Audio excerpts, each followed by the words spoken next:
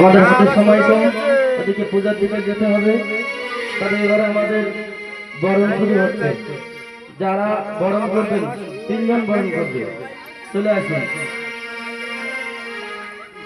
ওই আরণ বরণ ফুলের কানি,